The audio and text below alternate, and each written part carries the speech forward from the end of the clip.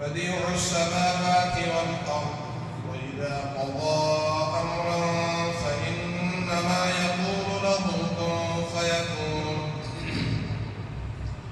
وقال الذين لا يعلمون لولا يكلمنا الله أو تأتينا آية كذلك قال الذين من قبلهم مثل قولهم تشابهت قلوبهم قد بينا الآيات لقوم يوقنون إنا أرسلناك بالحق بشيرا ونذيرا ولا تسأل عن أصحاب الجحيم.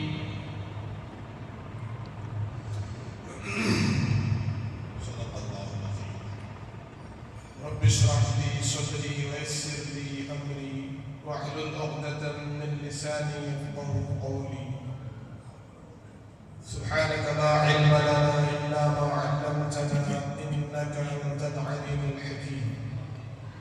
رب زدني علما رب زدني علما رب زدني علما.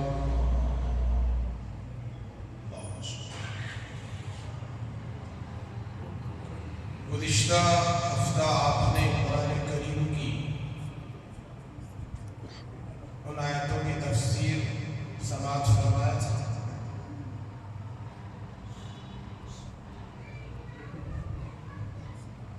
جس میں قبلے کے تعلق سے اللہ تبارک و تعالیٰ نے یہ ارشاد فرمایا کہ قبلہ تو ایک تمہارے لیے حکم ہے کہ اس کی طرف رخ کر کے عبادت کرو. یہ جو قبلہ ہے خانہ کعبہ کی طرف رخ کر کے جہاں کہیں بھی ہو نماز جب ادا کرو تو قبلے کی طرف تمہارا چہرہ پورا رخ ہونا چاہیے. اللہ نے اس کو بیان فرمایا. باقی یہ بھی وضاحت کر دی کہ صرف قبلہ ہی اللہ کی طرف رخ کرنے کا مقام نہیں ہے بلکہ نماز کے علاوہ تم جس طرف بھی رخ کرو گے اس طرف اللہ کی ذات موجود ہے. فَأَيْنَمَا تُوَلُّوا فَثَمَّ وَجْهُ اللَّهِ. تم جدھر بھی پلٹو گے جدھر بھی رخ کرو گے جہاں بھی گھومو گے ادھر اللہ کی ذات کو پاؤ گے. کس کو پاؤ گے بھائی؟ اللہ کی ذات کو پاؤ گے. فَثَمَّ وَجْهُ اللَّهِ. اللہ کی ذات ہر جگہ موجود ہے. قبلے کی طرف رخ کرنا اس لیے کہ وہاں اللہ کی ذات کا رخ ہے. اللہ کی ذات اپنا چہرہ کیے ہوئے ہے اس لیے یہ حکم دیا جا رہا ہے. اگر کوئی ایمان والا سوچتا ہے تو یہ اس کی غلط فہمی ہے. یہ سمجھا دیا گیا قیامت تک کے لیے جدھر بھی اپنا چہرہ پھیرو رخ کرو ادھر اللہ کی ذات کو پاؤ گے. تو یہ یقین پیدا کرا عقیدہ بنایا. آگے کی آیتیں میں نے گزشتہ کہا تھا کچھ لوگ ایسے ہیں وَقَالُوا اتَّخَذَ اللَّهُ وَلَدًا سُبْحَانَهُ. لوگوں میں کچھ ایسے لوگ ہیں انسانوں میں جو اللہ کے لیے بیٹا ثابت کرتے ہیں اولاد ثابت کرتے ہیں. کہتے ہیں کہ اللہ اولاد والا ہے. کیا کہتے ہیں؟ اللہ اولاد والا ہے بچوں والا ہے اللہ کی اولاد ہے. سبحانہ. یہ جو کہہ رہے ہیں کافر مشرک بے ایمان یہود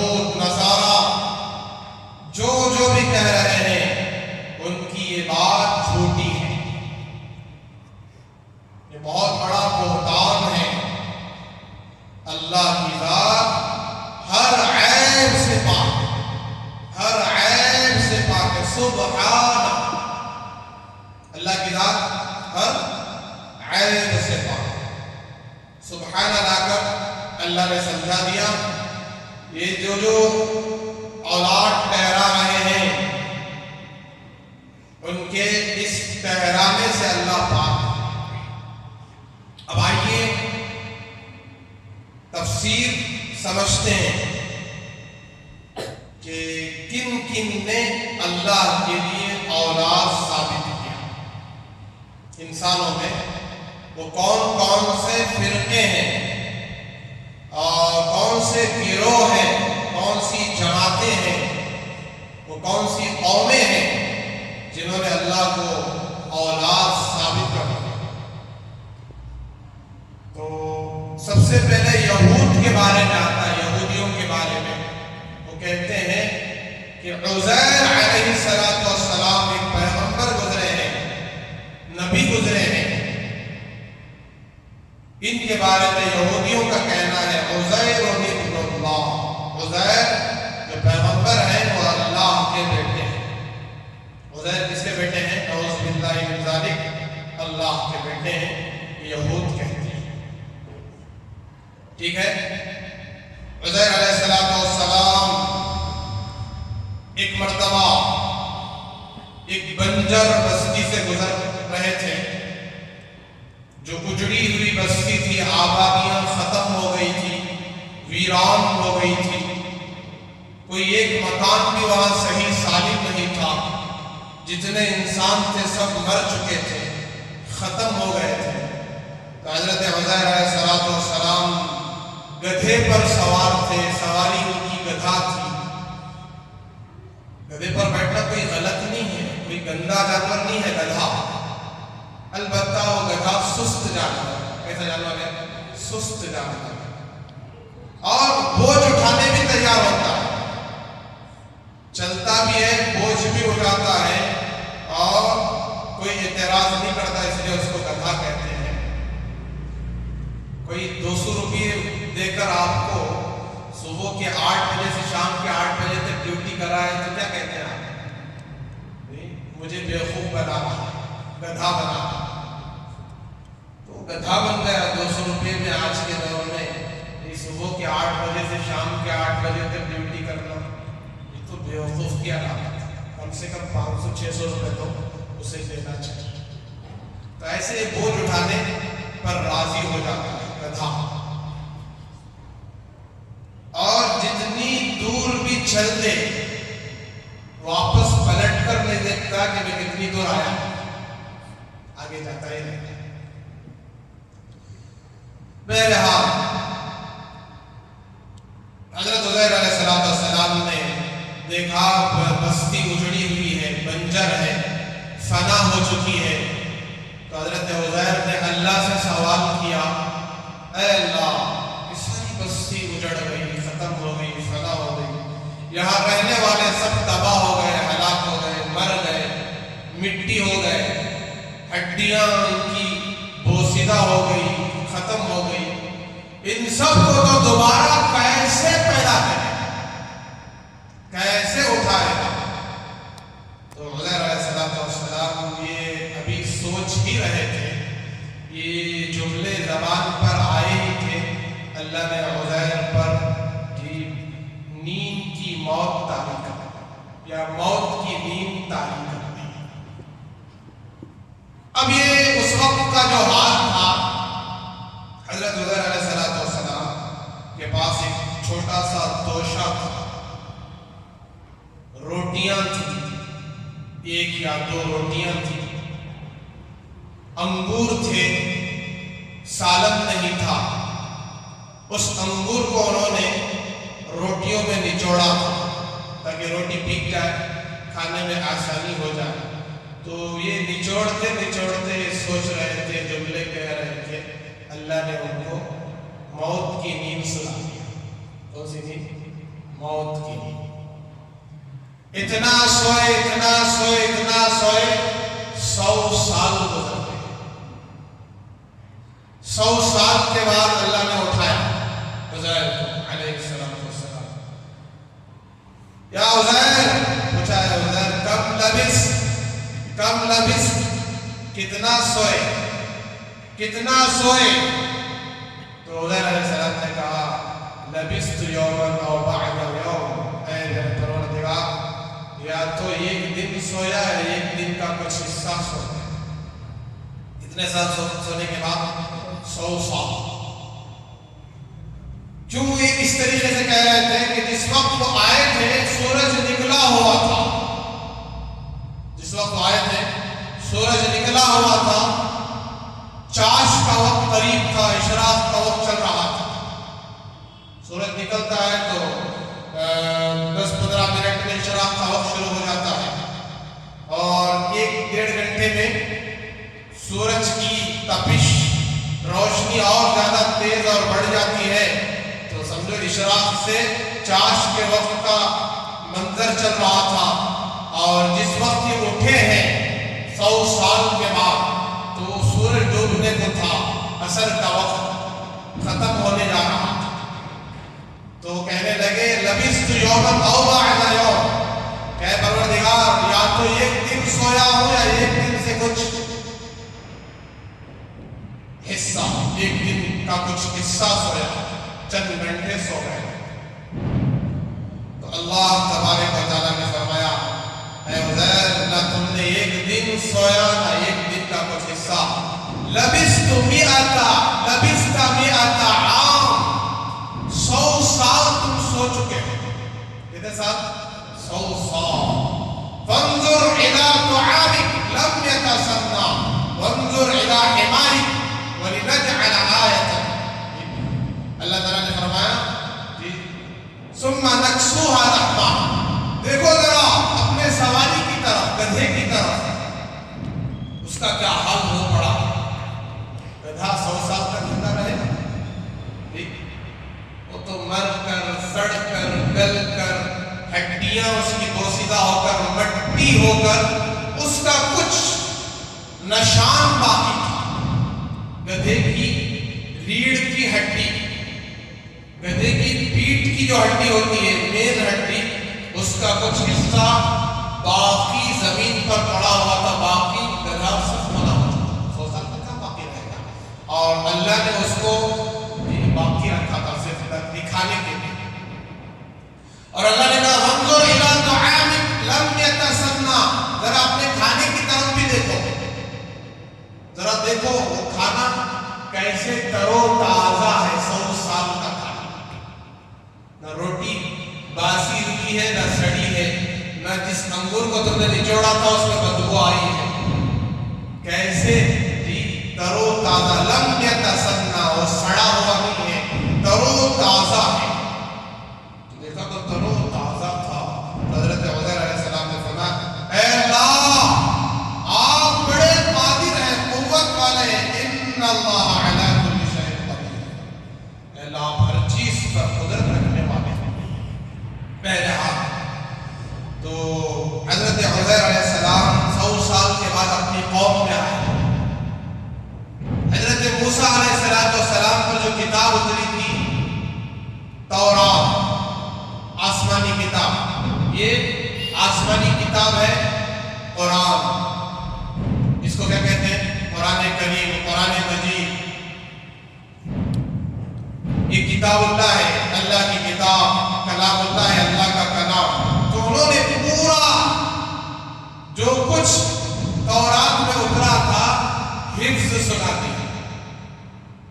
لوگوں نے پوچھا تم نبی ہو کیا گارنٹی ہے، پیغمبر ہو کیا گارنٹی ہے؟ انہوں نے کہا کہ مجھے تورات یاد ہے، موسیٰ علیہ السلام پر جو کتاب اتری تھی وہ کتاب مجھے یاد ہے۔ تو انہوں نے ساری کتاب پڑھ کر سنا، تب لوگوں کو یقین ہوا یہ عزیر پیغمبر ہے۔ پھر بعد میں آنے والی نسل حضرت عزیر علیہ السلام کے بارے میں یہ عقیدہ، غلط عقیدہ پیدا کر لیا کہ عزیر خدا کے بیٹے ہیں۔ قرآن میں وقالت الیہود عزیر ابن اللہ۔ اب آئیے نصرانی جو کرسچن کہلاتے ہیں وہ کہتے ہیں کہ عیسیٰ خدا کے بیٹے ہیں۔ عیسائیوں نے حضرت عیسیٰ کو خدا کا بیٹا کہا، یہودیوں نے عزیر کو خدا کا بیٹا کہا علیہ السلام۔ حضرت عیسیٰ بغیر باپ کے پیدا ہوئے، کوئی باپ نہیں. ان کی ماں مریم پاک کنواری تنہائی میں حمام خانے میں پہنچی تھی غسل کے لیے. اس زمانے کا جو حمام خانہ تھا، تنہائی میں چاروں طرف وہ حمام کا جو ہے کمرہ بند تھا اور اس کو ایسا ڈھانپ دیا گیا تھا کسی انسان کی نظر نہ پڑے. ابھی اندر جا ہی رہی تھی حضرت مریم، حضرت جبرائیل علیہ السلام انسانی شکل میں آئے. بڑے حسین خوبصورت نورانی چہرہ، بزرگ متقی پرہیزگار معلوم ہوتے ہیں. حضرت مریم کے قریب ہوئے تو مریم نے کہا قریب نہیں آنا، مطلب یہاں ہے تو پہلے ہی کیا بولتے ہیں اسے، کچھ بولتے ہیں نا، پہلے ہی تاکید کر دینا. انگریزی میں کچھ زبردست جملہ کہتے ہیں اس کو دھمکی دینا جسے کہتے ہیں، وارننگ کر دیا کہ قریب نہیں آنا اگر تم اللہ سے ڈرتے ہو. کیا کہا؟ قریب نہیں آنا تم اگر اللہ سے ڈرتے ہو. کیوں کہا؟ کہ دیکھنے میں اتنے شریف معلوم ہو رہے ہو، بزرگ معلوم ہو رہے ہو، اور تم میرے قریب کیسے آ سکتے ہو؟ تو اللہ کا ڈر اور خوف اس آدمی کو دلایا جا سکتا ہے جو دیکھنے میں شریف ہو. جو رذیل ہے اس سے کہو اللہ سے ڈرو، نہیں ڈرے. تو انہوں نے کہا حضرت جبرائیل نے ڈرو نہیں، میں کوئی انسان نہیں ہوں، میں فرشتہ ہوں، میں جبرائیل ہوں. یہ پیغام لے کر آیا ہوں، خوشخبری دینے آیا ہوں کہ تم ماں بننے والی ہو. کیا بننے والی ہو؟ ماں بننے والی ہو، اور ایک نبی کی ماں بننے والی ہو. حیران ہو کر پوچھنے لگی میں نبی کی ماں، میں ماں بنوں گی؟ یہ کیسے ممکن ہے؟ آج تک کسی بشر نے مجھے ہاتھ بھی لگایا اور میری شادی بھی نہیں ہوئی ہے، میں کنواری ہوں. تو حضرت جبرائیل نے کہا یہی اللہ کا فیصلہ ہے، حکم ہے، اللہ کے لیے کیا مشکل ہے. تو روح لے کر آئے تھے. روح کس کی روح؟ پیغمبر حضرت عیسیٰ علیہ السلام کی حضرت مریم کے پیٹ میں ڈال کر چلے. اس لیے یہودی حضرت مریم پر تہمت لگاتے ہیں کہ مریم فاحشہ ہے، نعوذ باللہ، بدکار ہے، نعوذ باللہ، استغفر اللہ. تو اللہ نے ان کی طہارت کو، پاکیزگی کو قرآن میں بیان کیا کہ مریم پاک ہے، اس نے اپنے آپ کی پوری زندگی حفاظت کی. اور یہ کلمت اللہ، روح اللہ، یہ اللہ کی طرف سے یہ نبی پیغمبر بغیر کسی کے ہاتھ لگائے کے، بغیر باپ کے یہ اولاد جو ہوئی ہے، یہ اللہ کی قدرت میں سے ایک قدرت ہے، نشانیوں میں سے ایک نشانی. اللہ کے لیے کیا مشکل ہے؟ اللہ کے 3 ضابطے ہیں. شادی کرو تو اولاد ہوگی، اللہ کے قوانین میں سے قانون ہے، شادی کرو گے تو اولاد ہوگی. شادی کے بغیر کوئی لاکھ دعائیں کر لیں، 100 مرتبہ حج کر لیں، 100 مرتبہ عمرہ کر لیں، خانہ کعبہ کا غلاف پکڑ کر حجر اسود کو بوسہ دے کر رو رو کر دعا کرے، پھر بھی اولاد نہیں ہوگی کیونکہ شادی نہیں ہوئی تو اولاد کہاں سے ہوگی؟ تو یہ اللہ کا ضابطہ تھا. اور دوسری چیز، اللہ تبارک و تعالیٰ کی قدرت. حضرت آدم علیہ السلام کو اللہ نے بغیر ماں باپ کے پیدا کیا، بغیر ماں باپ کے آدم علیہ السلام کو. اور حضرت حوا کو بغیر ماں کے پیدا کیا. کس کے بھائی؟ انہی کی بائیں پسلی سے، حضرت آدم کی بائیں پسلی سے، اوپر کی پسلی سے حضرت حوا ہم سب کی ماں کو پیدا کیا. اور حضرت عیسیٰ علیہ السلام کو بغیر باپ کے پیدا کیا اور دنیا کا قانون نظام چلایا. شوہر اور بیوی کے ملنے سے اللہ چاہا تو اولاد ہوگی، نہیں چاہا تو نہیں.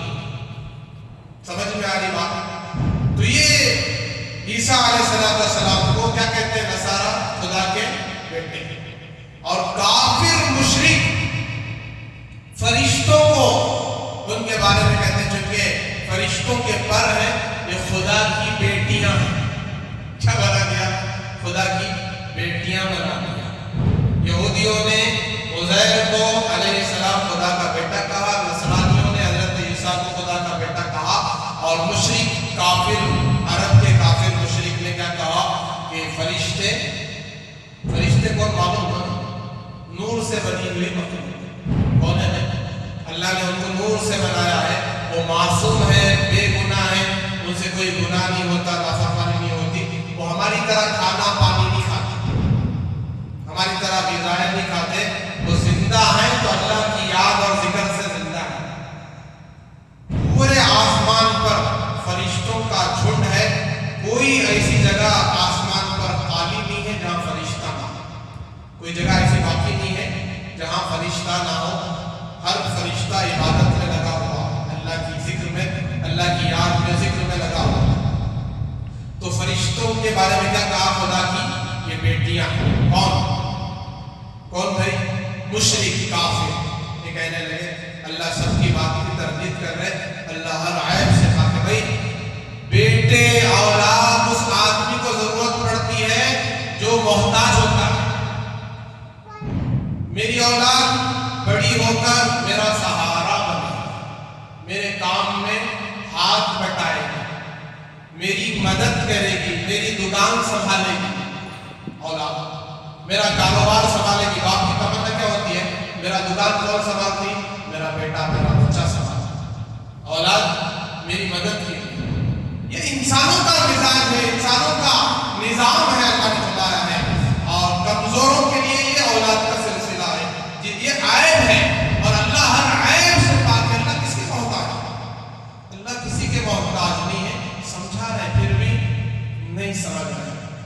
قرآن اگر کسی کا عقیدہ ایسے ہو جائے تو فوراً کافر ہو جاتا ہے، بے ایمان ہو جاتا ہے۔ آگے دیکھیے، بل لہ ما فی السماوات والارض کل لہ قانتون، بلکہ جو کچھ آسمانوں میں ہے، جو کچھ زمینوں میں ہے، سب اسی کا ہے، اور سب پوری کائنات کی مخلوق، پوری کائنات، زمین، آسمان، چاند، ستارے، سورج، یہ سب کچھ اللہ کی فرما برداری کرتے ہیں۔ چاہے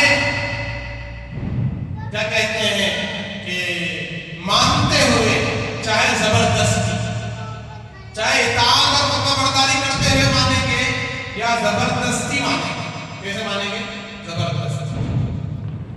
زبردستی کا کیا مطلب؟ آسمان تو زبردستی نہیں مان رہا ہے، آسمان تو اللہ کو مانتا ہے، جانتا ہے۔ زمین، چاند، ستارے، سورج، دوسری انسان کے علاوہ ساری مخلوق اللہ کو مانتی ہے۔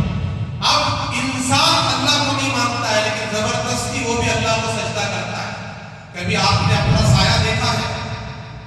آپ کا بھی سایہ ہے، کافروں کا بھی سایہ ہے، سب کا سایہ ہے۔ وہ سایہ کیسے چلتا ہے؟ زمین پر جھکا ہوا۔ کیسے چلتا ہے؟ زمین پر ہمارے ساتھ جو سایہ چل رہا ہے، یہ سایہ جھکا ہوا ہے، زمین سے لگا ہوا ہے، حقیقت میں اللہ کو سجدہ کر رہا ہے۔ اگرچہ کہ کافر عمل سے سجدہ اللہ کو نہ کرے، لیکن اس کا سایہ کیا کر رہا ہے؟ سجدہ کر رہا ہے۔ تو یہی بتایا، کل لہ قانتون، ہر چیز اس کی بات مانتی ہے، اطاعت کرتی ہے۔ انسان نہ مانے تو انسان کا نقصان۔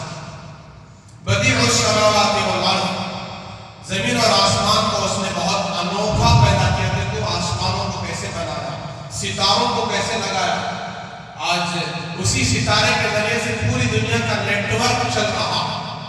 ستارہ نہ ہوتا تو نیٹ ورک کہاں سے ہوتا ہے؟ یہ جو انٹرنیٹ اور سیٹلائٹ، یہ جو کہا جا رہا، اللہ نے وہ تاثیر پاور رکھا ہے اس کے اندر، تو ساری دنیا کا نیٹ ورک چل رہا ہے۔ اللہ نے کیسے بنایا؟ مزین بنایا، ستاروں کو کیسے چمکدار بنا۔ ایک ایک ستارہ اس زمین سے لاکھوں گنا بڑا ہے، اس پوری دنیا سے لاکھوں گنا بڑا ہے۔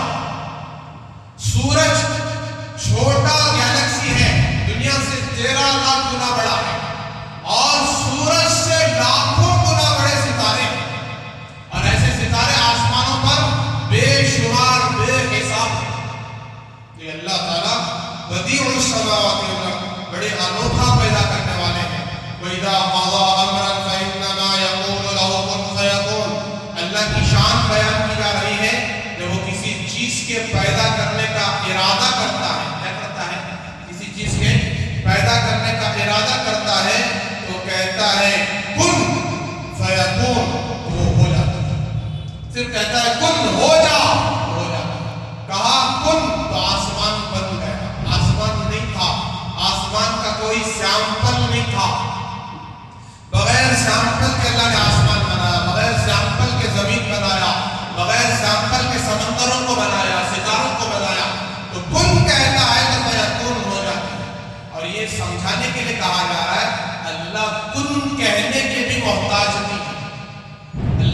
ارادہ ہی سب کچھ ہے، ارادہ ہی وجود ہے، اللہ کا ارادہ ہی سب کچھ۔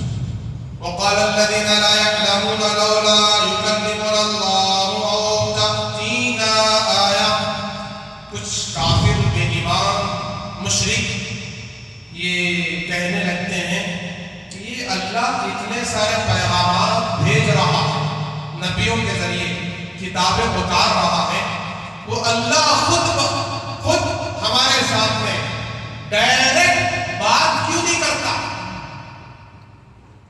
جی کتاب میں بات کر رہا ہے، کلام میں بات کر رہا ہے، اور نبیوں سے بات کر رہا ہے، نبیوں کو پیغام دے کے بھیج رہا ہے، چلو یہ سب باتیں مان لیں گے۔ اب واقعی وہ اللہ ہے، پھر ہم سے بات کیوں نہیں کرتا؟ کون پوچھ رہے ہیں؟ یہ انسان، ناپاک گندے خطرے سے بنی ہوئی مخلوق، یہ انسان پوچھتا کہ اللہ ہم سے بات کیوں نہیں کرتا، یا نشانیاں علامتیں پروف کیوں نہیں اتارتا؟ اور تأتینا آیا، آیا کے معنی نشانی، قدرت۔ اللہ کہتے ہیں كذلك قال الذين من قبلهم مثل قولهم، انہوں نے بھی کہا، ان کے بعد آنے والوں نے بھی اسی طریقے کی باتیں کہہ رہے تھے کہ کہتے کہتے کفر میں مر گئے، نبی کی بات نہیں مانی، کتاب کی بات نہیں مانی، اللہ کی بات نہیں مانے، کفر میں مر گئے۔ تشابہت قلوبہم، ان سب کے دل ایسے ہی ہیں جیسے پہلے والوں کے تھے، وہی ان کا رویہ، رواج، باتیں۔ اللہ ہم سے ڈائریکٹ بات کرے تو ایمان لائیں گے، نہیں تو نہیں۔ كذلك قال الذين من قد بينا الآيات لقوم يوقنون، اللہ آگے کہتے ہیں، بس ختم ہو رہا ہے، یہ آیت ہے۔ اللہ تعالیٰ کہتے ہیں کہ ہم نے اس کائنات میں اپنی قدرت کی نشانیوں کو اتنی بیان کی ہیں، اتنی اتارے ہیں، عقل رکھنے والوں کے لیے، سمجھ رکھنے والوں کے لیے اور یقین رکھنے والوں کے لیے بہت کچھ نظر آیا۔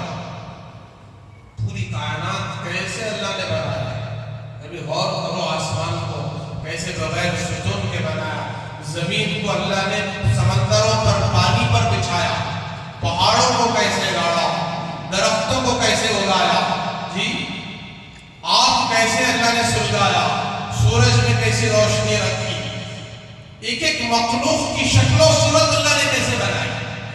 ہم اتنے انسان یہاں بیٹھے ہیں لیکن سب کی شکلیں الگ، باہر جا کر دیکھو سب کی شکلیں الگ، ساری دنیا میں 800 کروڑ ہے یا اس سے زیادہ ہے، سب کی شکلیں، صورتیں، مزاج، آواز، سب کچھ الگ الگ، انگوٹھے کا نشان الگ، فنگر پرنٹ الگ، آنکھوں کی جی نشان الگ۔ یہ کون بنا رہا؟ اللہ بنا رہا ہے، قدرت ہے اللہ کی، طاقت ہے، پہچاننے والوں کے لیے جی ایک ایک نشانی بھی کافی ہے، ایمان لانے والوں کو۔ اِنَّا أَرْسَلْنَاكَ بِالْحَقِّ بَشِيرًا وَنَذِيرًا، اے نبی جی ہم نے آپ کو حق دے کر بھیجا ہے، خوشخبری سنانے والا بنا کر بھیجا ہے، اور محبت سے آگاہ کرنے والا، ڈرانے والا، آخرت سے، جہنم سے بنا کر بھیجا ہے۔ اور وَلَا تُسْأَلُ عَنْ أَصْحَابِ الْجَحِيمِ، آپ اپنی ذمہ داری جب پوری کر دیں، سب کو سمجھا دیں، بیان کر دیں، آیتیں، نشانیاں، معجزے دکھا دے، چاند کے 2 ٹکڑے کر کے دکھا دے، کنکریوں کو کلمہ پڑھا کر دکھا دے، درختوں کو بلا کر، چلا کر اور کلمہ شہادت کی گواہی دلا کر دکھا دے، پھر بھی ایمان نہ لائیں، آپ کی بات نہ مانیں، تو پھر ان جہنم میں جانے والوں کے بارے میں آپ سے سوال نہیں ہوگا کہ آپ نے بات کیوں نہیں پہنچایا، یہ کیوں جہنم میں جا رہے ہیں، آپ سے ہم سوال نہیں کریں گے۔ یہ جہنم میں جا رہے ہیں تو یہ ان کے کرتوت ہیں، ان کے اعمال ہیں، ان کی بدبختی ہے۔ پیغام تو آپ نے پہنچا دیا، پیغام پہنچانے کا آپ نے حق ادا کر دیا، آپ پر کوئی الزام نہیں۔ دعا فرمائے اللہ تبارک و تعالیٰ ہم سب کو قرآن کریم کی تفسیر کو سمجھنے کی، اس پر عمل کرنے کی توفیق عطا فرمائے، اور اس کے مطابق زندگی گزارنے کی، اور اس ایک ایک آیت پر اپنا ایمان، یقین درست کرنے کی اللہ ہمیں توفیق عطا فرمائے، اور بگڑی ہوئی جی جو ہماری جو غلط عادتیں ہیں، غلط عقائد ہیں، اس کو ختم کر کے توحید پرست بنا ساتھ کسی کو شریک نہ ٹھہرائیں، اور اللہ تعالیٰ کی نافرمانی سے ہم اپنے آپ کو موت کے آخری سال تک بچاتے رہیں، اپنے ایمان کو مضبوط کریں۔ وآخر دعوانا الحمدللہ رب العالمین۔ سبحان اللہ وبحمدہ، سبحانک اللہم وبحمدک، نشہد ان لا الہ الا انت، نستغفرک ونتوب الیک۔ سبحان ربک رب العزة عما یصفون۔